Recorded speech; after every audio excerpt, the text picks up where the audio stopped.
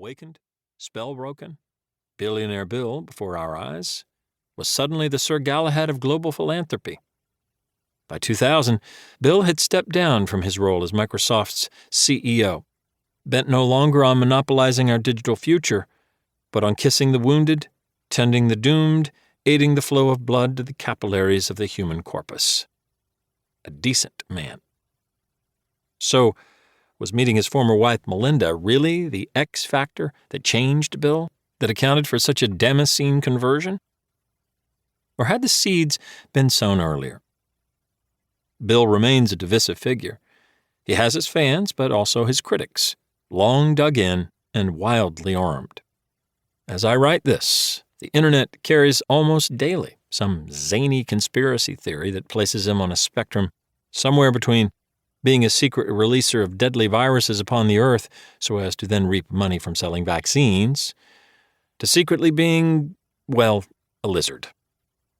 How the crowd loves a bogeyman, and Bill, despite his good works, has been cast in that role, time and again, when the role hasn't gone to George Soros, that is. What does that feel like, to be so targeted and blamed? Does it wound him?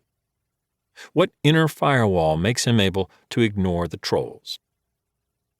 My interest in Bill was furthered when I learned that he likes to play bridge, which is a confounding card game made up of bids and gambits, bluffs and marches.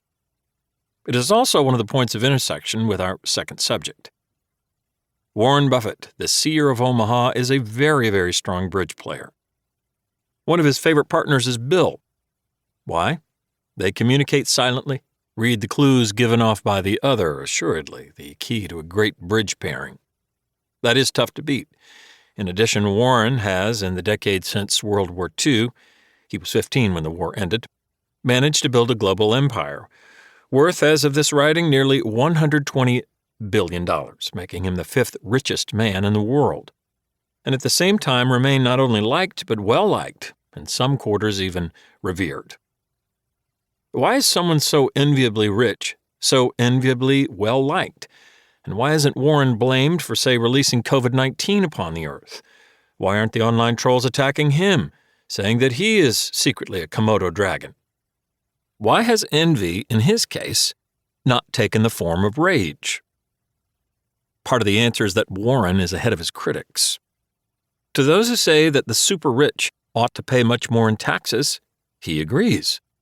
Has even argued for it, writing op-eds in the New York Times with headlines like, "Stop coddling the super-rich," calling on his government to hit both him and his kind where it hurts.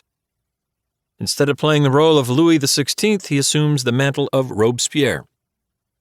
Warren can afford to pay much more in taxes, he assures us. He wants to pay more. Get rid of those unfair tax breaks that outrageously benefit those who least need further help.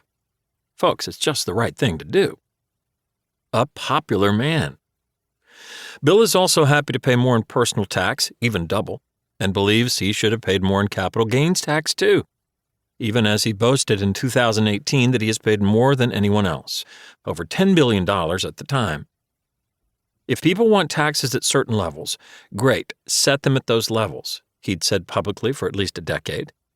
And yet questions remain over untaxed money being able to be used for charitable donations, and their tax-deductible nature in general, especially when these are supermassive, and also around the corporate tax loopholes used by all the tech giants that partly allowed Bill and Warren and their ilk to become so mega-rich in the first place.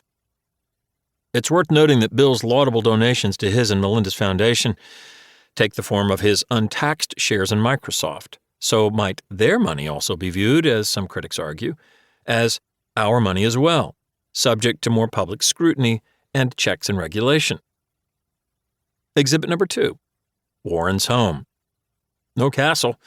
He has famously owned the same modest house since 1958. It has only a grass verge, one easily crossed. The man invites observation of his life and habits and business practices. He has nothing to hide.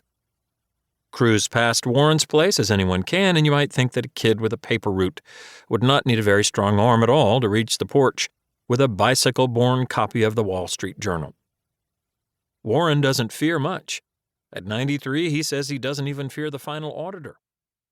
Death, he posits.